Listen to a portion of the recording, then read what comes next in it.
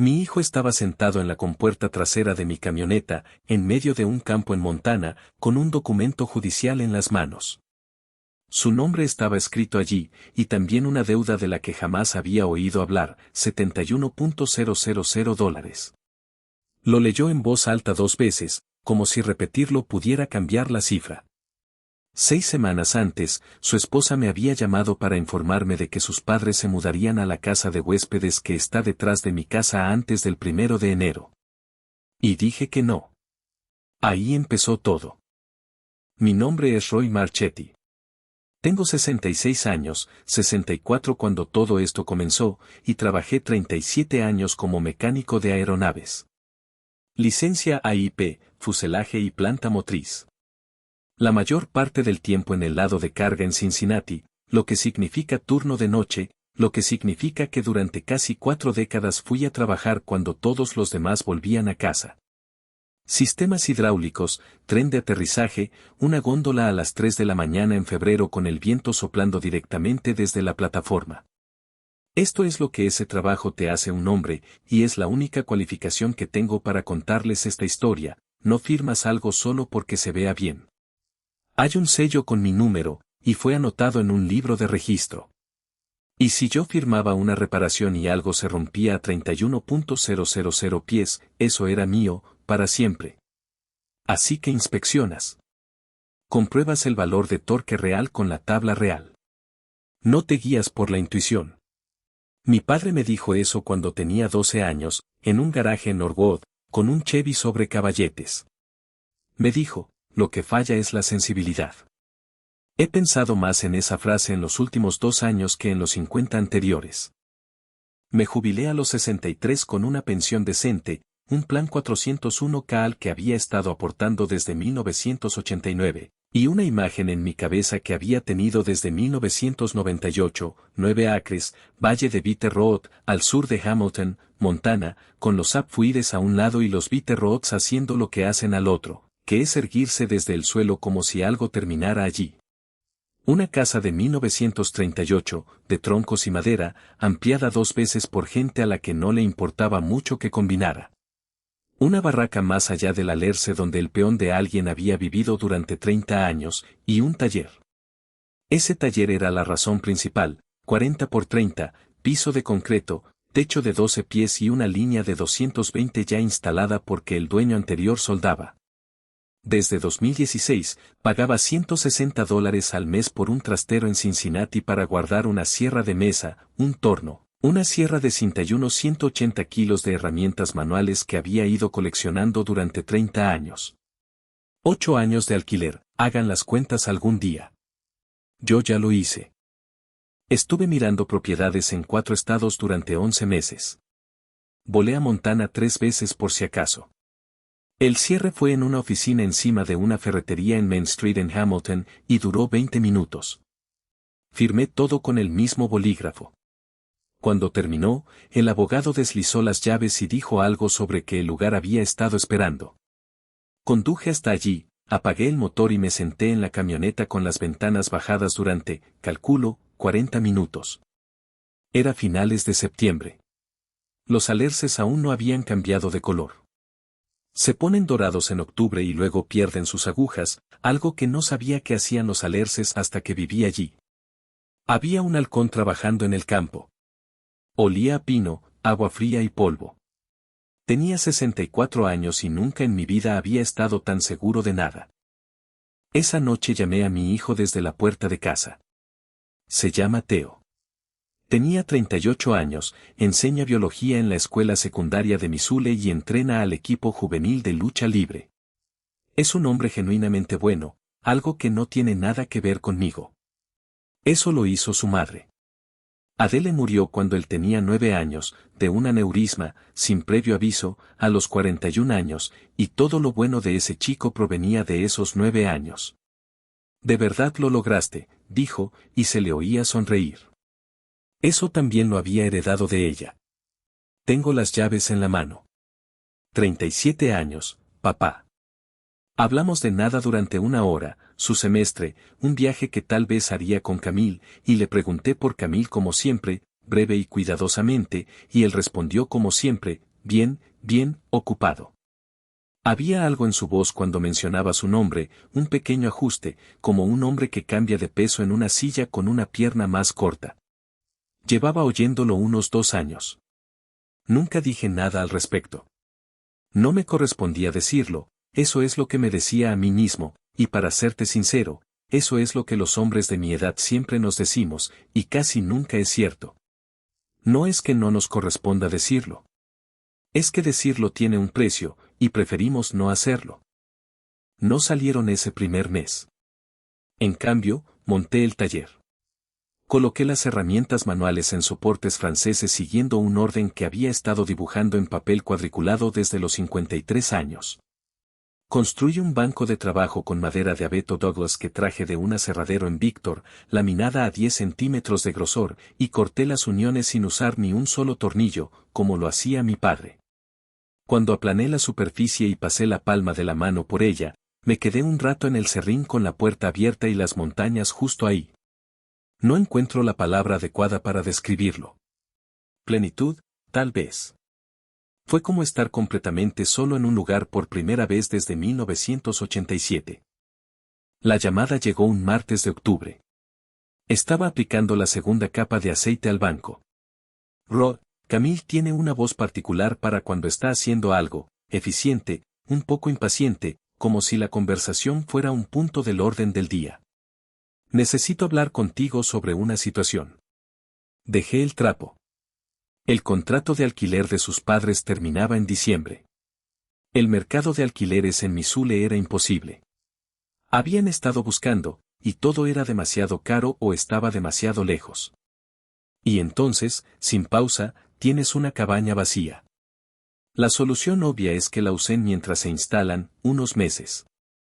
Me quedé allí parado en medio de la tienda. Le dije, Camille, cerré la compra de este lugar hace 8 semanas, y la cabaña ha estado vacía las 8 semanas. Mis padres necesitan un sitio, y tienes un edificio entero que nadie usa. Una pausa.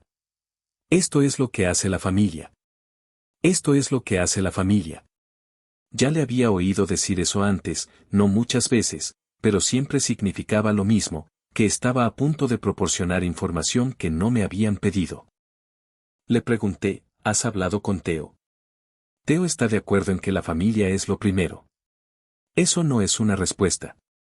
Quiero dejarlo claro porque me pasó desapercibido durante unos 4 segundos.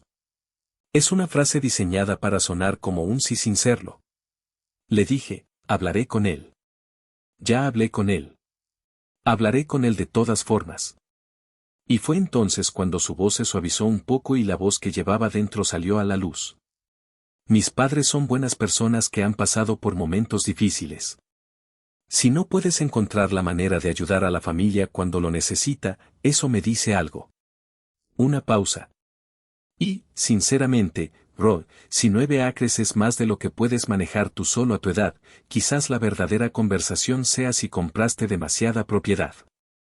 Tenía 64 años. Caminaba 4 millas al día por un camino forestal con una pendiente. Acababa de construir un banco de trabajo con uniones hechas a mano. Había dedicado 37 años a firmar trabajos de los que dependía la vida de la gente, y mi nuera me sugería que vendiera la casa por la que había ahorrado durante 3 décadas porque quería que 2 personas se mudaran allí sin consultarme. Dije buenas noches y colgué, y quiero contarles lo que sentí porque no era rabia, y si esperan la parte en la que el viejo pierde los estribos, esta no es esa historia. Me quedé muy callado. Me puse exactamente como solía ponerme a las 2 de la mañana cuando un indicador marcaba algo que no debía. No molesto, sino interesado. Algo andaba mal con este avión, y acababa de recibir la primera señal. Si alguna vez te han hablado así, como si tu opinión se convirtiera en tema de conversación en lugar de un hecho, y lo dicen con amabilidad y preocupación en la voz, sabes que no es un insulto. Es una reconsideración. Y la mayoría estamos tan ocupados defendiéndonos del tono que nunca nos fijamos en la frase que hay debajo. Theo llamó a la mañana siguiente. Sonaba cansado de una manera que no tenía nada que ver con el sueño. Papá, lamento lo de anoche. No debió haberte hablado así. No, no debió haberlo hecho. Sus padres están en un aprieto. Dwight está entre dos cosas otra vez, y su casero está vendiendo. Mantuve la voz inexpresiva. Me dijo que habías estado de acuerdo. Pausa. Dije que podría funcionar, si estabas de acuerdo. Pero no me llamaste para preguntarme tú mismo. Pausa más larga. Y entonces mi hijo dijo, no, no lo hice. Debí haberlo hecho. Le dije que no iba a decidir nada esa semana y que lo llamaría. Luego colgué, preparé café y me senté a la mesa de la cocina con un bloc de notas, no para desahogarme, sino para exponerlo todo. Lo que sé. Lo que no sé. Lo que necesito averiguar. ¿Cuáles son mis opciones? El mismo formato que había usado en cientos de informes de discrepancias.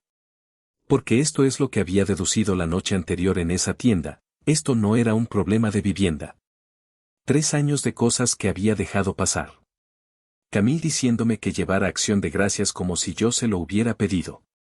Camille informándome después de que Theo no podría venir un fin de semana para el que ya había pedido el día libre.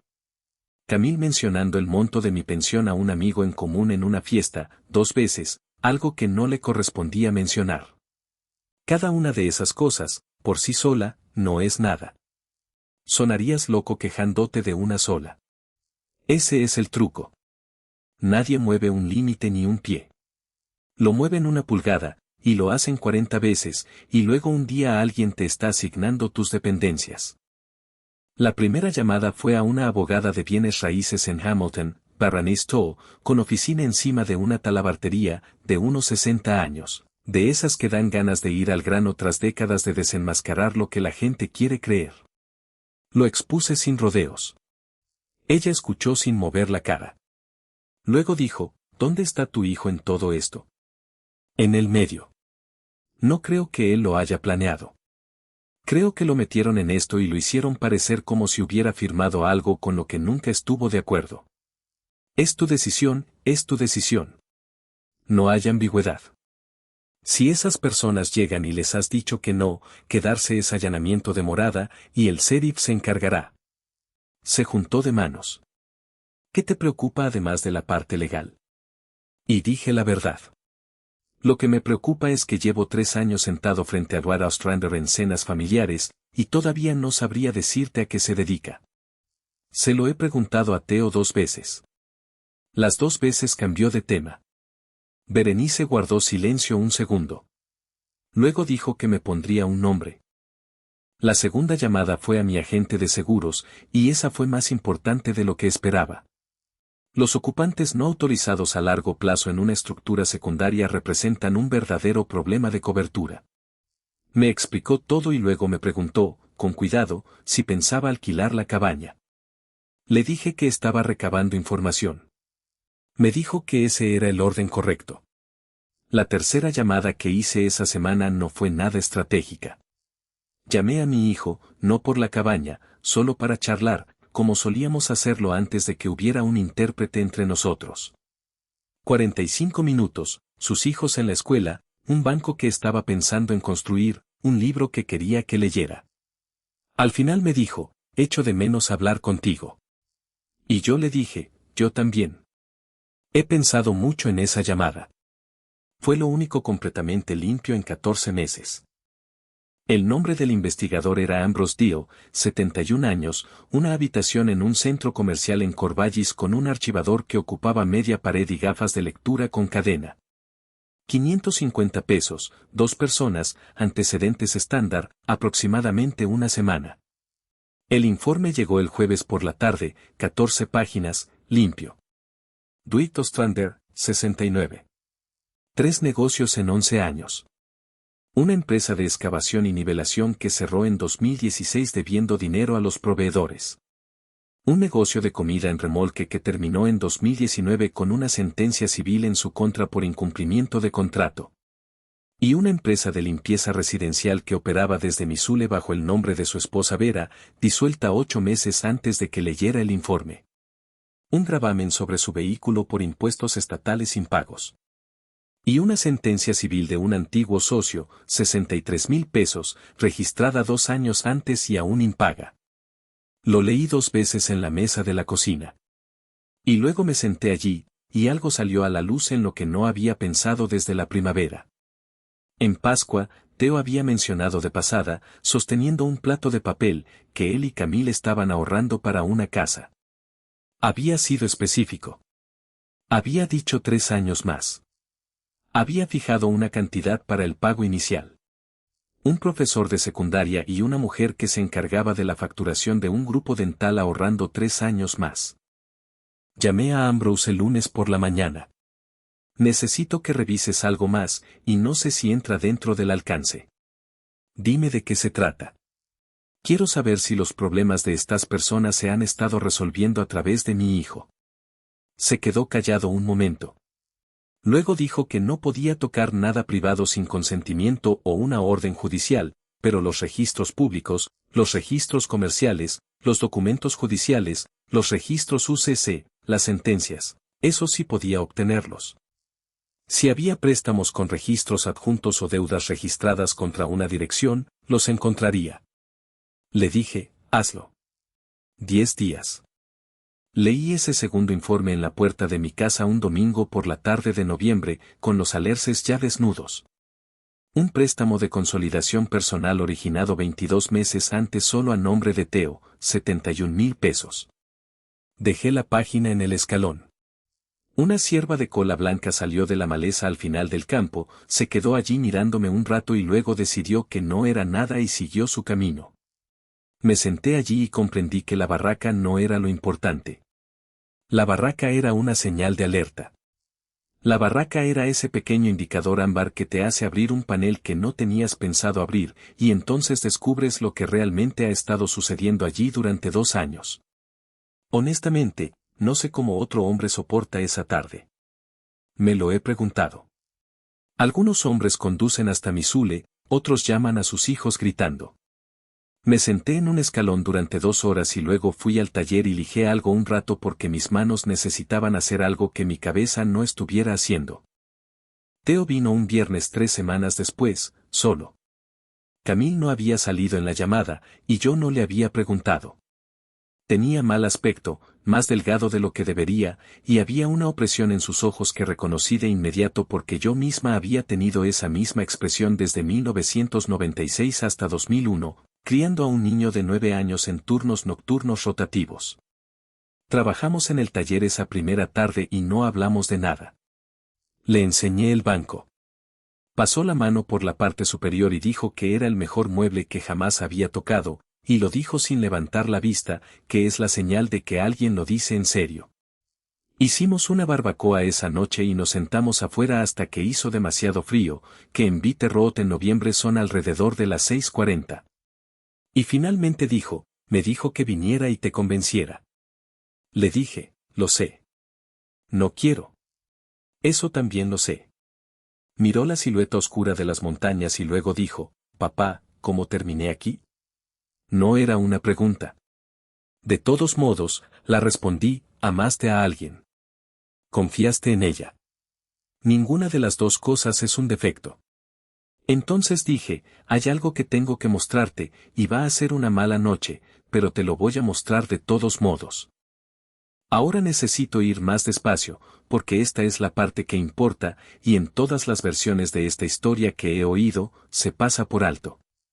Entré y cogí la carpeta, Manila, de aproximadamente media pulgada, todo construido desde octubre, y volví a salir y me senté junto a él en la compuerta trasera de mi camioneta. Nos habíamos mudado allí porque la luz del porche atraía polillas y él quería ver el cielo. No se la di. Fue deliberado. La puse en la compuerta trasera entre nosotros, y dejé que él la recogiera. La recogió, y miré al cielo, y escuché el arroyo en la parte trasera de la propiedad, que se puede oír desde allí cuando el viento sopla bien, y dejé que mi hijo leyera. Tardó mucho. Ambrose escribe sencillo, y cita todas las fuentes, así que no hay dramatismo. Son solo hechos con fechas adjuntas, lo cual es peor. Lo observé de reojo. Recorrió las primeras 4 páginas a un ritmo normal, la empresa de excavaciones de Dwight, el negocio de la comida, el juicio. Luego disminuyó la velocidad. Retrocedió una página. Lo vi hacerlo. Leyó 2 veces lo del negocio de limpieza disuelto. Pude ver cómo sus ojos volvían al principio del párrafo, y luego pasó a la última sección y se detuvo por completo. Me refiero a una quietud absoluta, de esas en las que el pecho de una persona no se mueve. Y entonces lo dijo, $71.000. Solo el número, sin más. Y luego, un segundo después, de forma ligeramente diferente, como si estuviera comprobando si sonaría igual, $71.000. No dije nada. Quiero ser muy claro al respecto, porque fue lo más difícil que he hecho en mi vida, y he hecho cosas difíciles. Me quedé sentado sin decir nada durante lo que calculo que fueron 90 segundos, porque cada instinto me decía que empezara a explicar, que no era su culpa, que lo solucionaríamos, y todas esas cosas que dice un padre para que un mal momento sea más llevadero. Y hacerlo más llevadero fue precisamente lo contrario. Necesitaba estar completamente inmerso en ello. Si lo hubiera sacado antes, habría pasado los siguientes 3 meses creyendo a medias que había otra explicación. Así que me senté en la parte trasera de mi camioneta con las manos en las rodillas y dejé que mi hijo lo descubriera. Finalmente, dijo, sabía de un préstamo. Esperé. Hubo un préstamo de consolidación hace unos 2 años. Dijo que era nuestras tarjetas, la camioneta, lo del deducible. Me enseñó una hoja de cálculo, papá. Se sentó a la mesa y me enseñó una hoja de cálculo, y la miré. Hablaba con mucho cuidado, como quien lleva algo roto. Nunca dijo que fuera para ellos. Nunca mencionó su nombre, ni una sola vez. Le dije, la sentencia contra Dwight se dictó hace 2 años y 1 mes. El préstamo se originó 2 años y 2 semanas después. Dejó los papeles en la puerta trasera y se cubrió el rostro con las manos. Se quedó así un buen rato, y lo dejé, porque hay cosas que un hombre no puede arreglar para su hijo y el único consuelo posible es estar a su lado mientras sucede. Entonces, entre sus manos, dijo, el negocio de limpieza, a nombre de Vera, se disolvió en marzo. Les dimos $16.000 por eso. Se rió una vez. Fue un sonido horrible. Ella lo llamó una inversión. Dijo que lo recuperaríamos con ganancias cuando el negocio despegara. Recuerdo haber pensado que era una buena idea. Se incorporó. Tenía la cara mojada y no hizo nada al respecto. Ese fue el pago inicial, papá. Trabajé en la escuela de verano durante 3 años seguidos. Fui árbitro. Supervisé el act los sábados por $110 cada uno, y esa es la parte que me arruinó, si quieres saberlo. No la cantidad, sino los sábados. Mi hijo había estado sentado en una sala con luces fluorescentes supervisando exámenes estandarizados por $110 mientras sus ahorros se esfumaban por una puerta trasera que él no sabía que estaba abierta. Le dije, no te estoy diciendo qué hacer. Te estoy diciendo la verdad porque tienes derecho a saberla. Lo que hagas con ella es asunto tuyo. Se quedó hasta el domingo. No volvimos a hablar de ella, ni una sola vez. El sábado fuimos en coche hasta el inicio de un sendero y caminamos 4 millas de ida y 4 de vuelta, y él estaba fuera de forma y se quejó de ello y se burló de mí por no estarlo. Esa noche encendimos una hoguera detrás de la tienda y hablamos pasada la medianoche sobre su madre, sobre un viaje de pesca en 1997 que cada uno recordaba completamente mal y en direcciones diferentes. Cuando se fue el domingo, se quedó más tiempo de lo habitual. Dijo, gracias por contármelo. Yo dije, para eso estoy. Luego vi su camioneta alejarse por el camino rural y entré, me serví un café, me senté y esperé, porque sabía exactamente lo que iba a pasar. Lo primero que llegó no fue de Camille. Fue una carta, con dirección del condado de Ravalli, de una empresa de administración de propiedades informándome que, como propietario de una parcela con una vivienda secundaria desocupada, podría estar incumpliendo ciertos requisitos del condado con respecto a las estructuras habitables y que estarían encantados de ayudarme con el cumplimiento o la administración del alquiler. La leí 2 veces. Luego busqué la empresa en el sitio web de la Secretaría de Estado. Incorporada 14 meses antes. Agente registrado, Vera Ostrander. Llamé a Benice y se la leí por teléfono. Ella dijo, eso es acoso con corbata. No existe tal requisito del condado. Puedo enviar una carta, o podemos archivarlo. Dije, archivarlo. Quería ver qué más venía. Lo segundo llegó de Theo 4 días después a las 7 de la mañana, que no es cuando llama. Voz monótona. Cuidado. Quiere que te pregunte si considerarías añadir a sus padres a la escritura, un pequeño porcentaje a cambio de que actúen como cuidadores cuando estés fuera. Dejé mi taza. Theo, estoy aquí todos los días. Aquí es donde vivo. ¿De qué estoy lejos? Lo sé, papá. ¿Estás leyendo eso de algún sitio? Pausa. Está en la cocina. Vale. Mantuve la calma. Entonces dile que la propiedad no está disponible para transferencia parcial en ninguna cantidad y que si esa empresa de administración me contacta de nuevo, presentaré una denuncia por acoso. No lo suavices. Lo repitió. Oí su voz detrás de él, cortante. Luego volvió. Dice que está siendo paranoico y que la empresa solo intentaba ayudar. Y dije, Theo, la agente registrada de esa empresa es su madre. Silencio en la línea.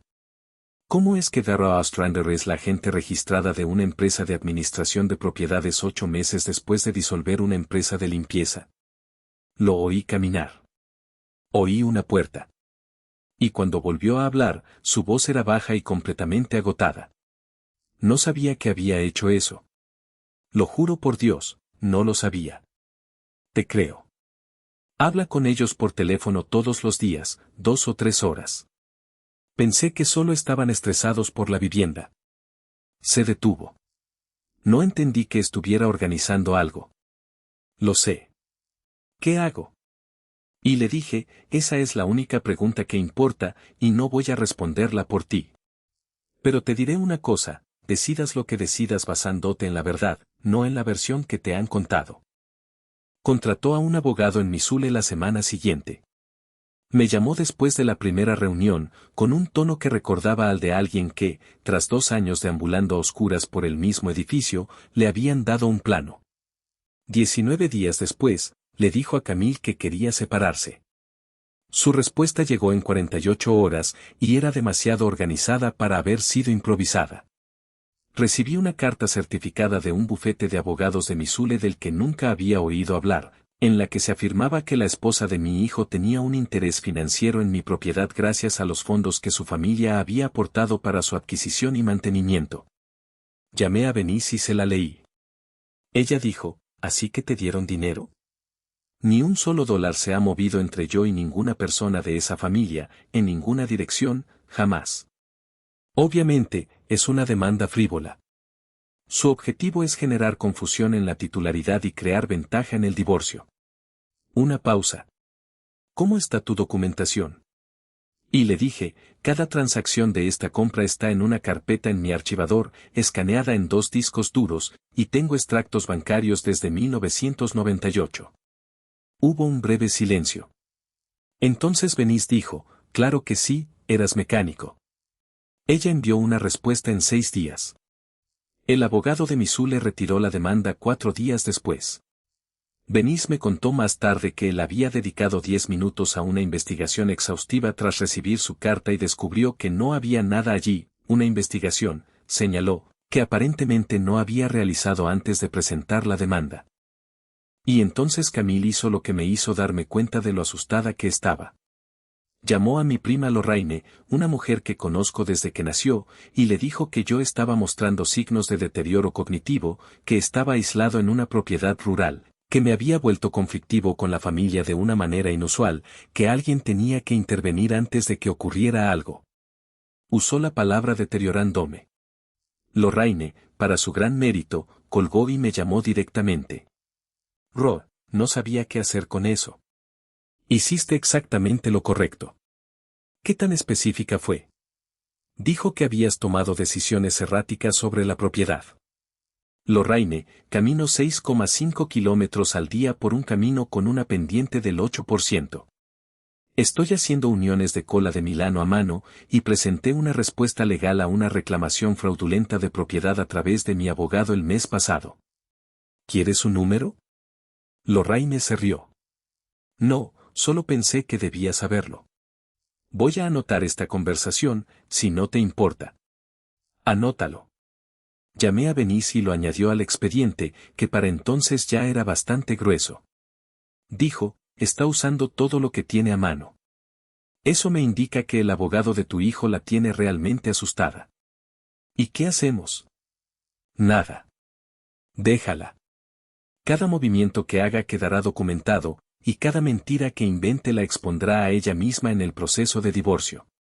Una pausa. No te está haciendo daño, Ro. Está construyendo un caso en su contra. Me quedé pensando en eso durante unos días, y aquí es donde tengo que ser justo, y no quiero serlo mucho. Camille condujo 4 horas una vez, en 2019. Tenía herpes zoster, que si nunca lo has tenido no es una erupción, es algo de los nervios que te hace entender por qué la gente solía pensar que la enfermedad era un castigo, y estaba solo en Cincinnati, y no se lo había dicho a nadie porque no había nada que nadie pudiera hacer. Ella se enteró por Theo, y se subió a un coche y condujo 4 horas con sopa, una almohadilla térmica y 3 libros. Y se quedó una noche, y no lo convirtió en un problema. Nunca lo mencionó después, ni una sola vez en 5 años. Eso pasó. Esa mujer existió. Así que he pasado 2 años tratando de averiguar qué convierte a esa persona en alguien que le dice al primo de un hombre de 64 años que está perdiendo la cabeza. Y lo más cerca que he estado es esto. Camila ha estado sosteniendo a 2 adultos desde que tenía unos 19 años. Cada negocio que Dwight inició, ella escribió el plan. Cada aviso de desalojo, ella hizo la llamada. 15 años siendo la única persona competente en su familia, y la recompensa por ser competente es que nunca termina. Y en algún momento creo que el dinero dejó de ser dinero para ella. Se convirtió en algo más como agua, algo que simplemente se mueve hacia quien se está ahogando, y pedir permiso antes de moverlo empieza a sentirse como un insulto a la idea misma de familia. Ella no le estaba robando a mi hijo. En su propia cabeza, estaba distribuyendo.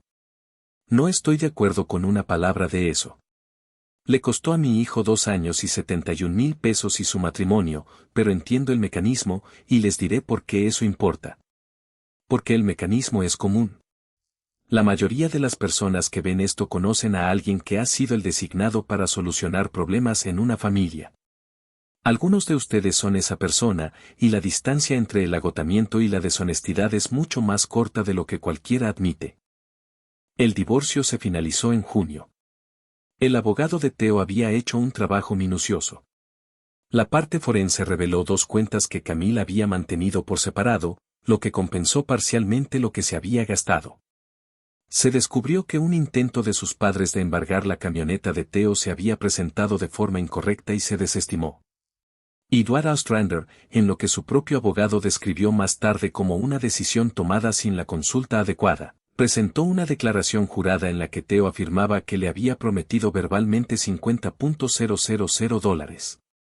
Esto tardó 9 días en resolverse porque Theo tenía 3 años de mensajes de texto en los que Dwight le pedía dinero y Theo se negaba o evadía la pregunta en cada ocasión.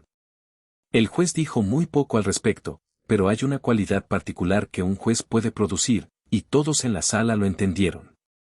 Cuando Theo me llamó para decirme que todo había terminado, yo estaba en el porche viendo cómo bajaba el tiempo del valle desde el norte, que en Bitter Road se puede ver llegar unos 40 minutos antes de que llegue a ti. Le pregunté cómo se sentía. Dijo, me siento más ligero, como si hubiera estado cargando algo y recién ahora me diera cuenta de que lo dejé en el suelo. Le dije que esa sensación valía la pena conservarla. Dijo que lo sabía y que estaba trabajando en ello. Y luego dijo, he estado buscando trabajo como profesor en el valle. Miré el tiempo. Dije, me gustaría. Se mudó a Hamilton en agosto, a una casita en una calle lateral, con porche y patio trasero. Enseguida lo planeó todo en exceso.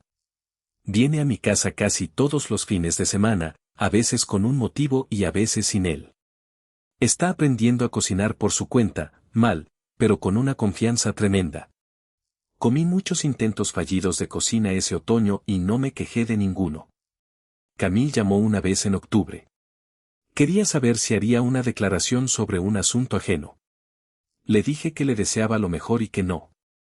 Esa fue la última vez que oí su voz, y quiero ser sincera, colgué el teléfono y me quedé un rato en la cocina, porque una persona puede tener ambas cosas. Quería desearle lo mejor. También quería decir que no. En noviembre, él trajo a alguien. Ella subió los escalones antes que él, extendió la mano y dijo que se llamaba Sabine. Repara violines en Missoule, sobre todo arcos, y trabaja como restauradora en un taller que lleva allí desde los años 50. Creció en Trois-Rivières y tiene opiniones muy firmes sobre la cola animal. Theo dijo, él construyó ese banco él mismo. Y ella preguntó, ¿puedo verlo?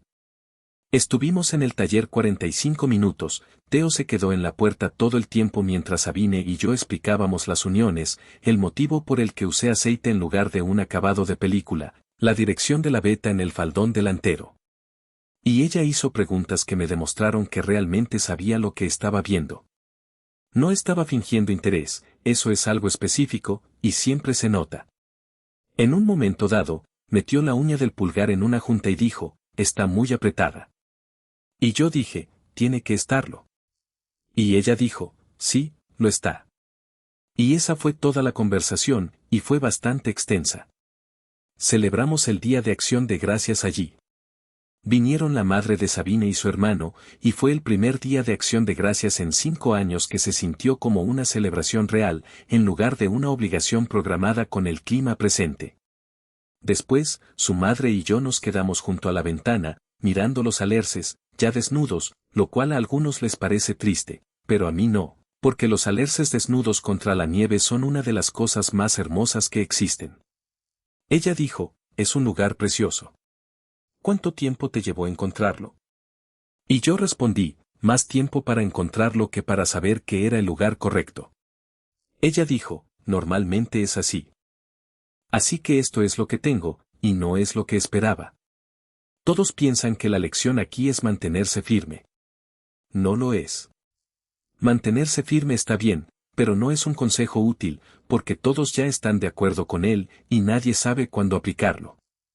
Aquí está la verdadera. Él no es un instrumento de diagnóstico. Esa es la clave. Dije que no a una pequeña petición, un edificio que no iba a usar durante unos meses, para mi familia, y decirlo activó todo el sistema.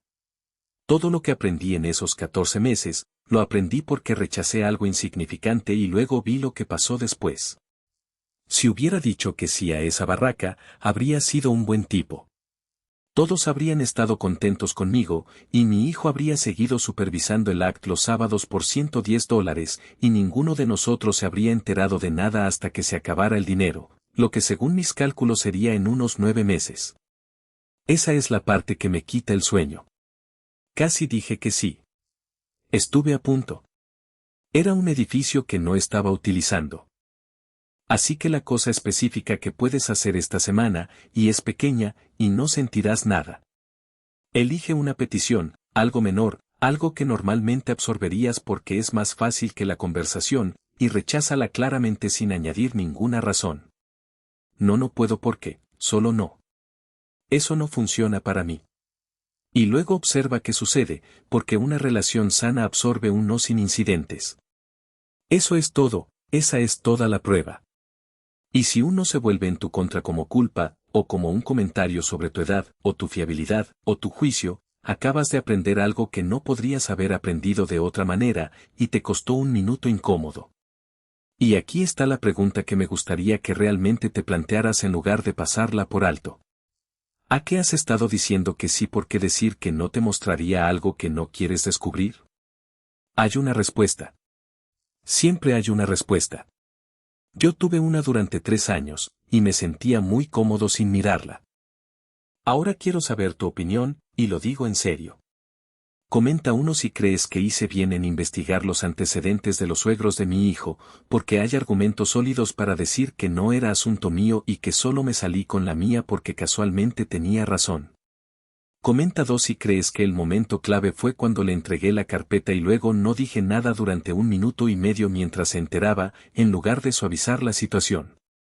Y comenta 3 si crees que debería haber dicho algo 2 años antes, la primera vez que noté ese cambio en la voz de mi hijo cuando se mencionó su nombre, y que todo esto es lo que le costó mi cortesía. Leo todos los comentarios. Se ha convertido en la mejor hora de mi semana. Y dime desde dónde estás viendo esto y qué hora es donde te encuentras. Pasé 37 años trabajando de noche mientras el resto del mundo dormía, así que pensar que esto se esté reproduciendo en la cocina de alguien a las 4 de la mañana al otro lado del planeta me resulta extrañamente familiar. Y si alguna vez has sido el que soluciona los problemas en tu familia, el competente, aquel a quien todos recurren con sus problemas, el que ha mantenido a flote a 2 o 3 adultos desde que tenías 19 años, me gustaría saber de ti especialmente. No porque esté justificando nada, sino porque creo que hay más personas como tú de las que nadie dice en voz alta, y creo que a la mayoría nunca se les ha preguntado. Si esto te ha llegado, quédate conmigo y suscríbete. Cuento esto porque creo que hay alguien mirando ahora mismo que está a punto de decir que sí a algo pequeño para mantener la paz, y que tiene un mal presentimiento que ha estado intentando ignorar durante un par de años. Ese presentimiento es información. Compruébalo. Hay otro la semana que viene. Esta es una historia ficticia inspirada en experiencias emocionales reales, completamente reescrita y reimaginada en Hamilton, Montana, para crear contenido original. Cualquier parecido con personas o eventos reales es pura coincidencia.